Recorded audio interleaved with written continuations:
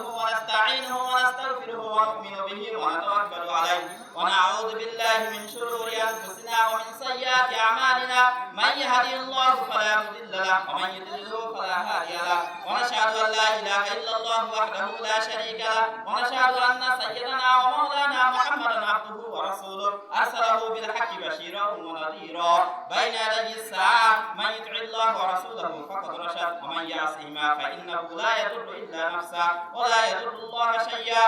أعوذ بالله من الشيطان الرجيم. إن الله وملائكته يصلون على النبي يا أيها الذين آمنوا صلوا عليه وسلموا تسليما. اللهم صل على محمد عبدك ورسولك وصل على المؤمنين والمؤمنات والمسلمين والمسلمات وبارك على محمد وأزواجه وذريته. قال النبي صلى الله عليه وسلم أرحم أمتي بأمة أبو بكر رضي الله تعالى وأشدهم في أمر الله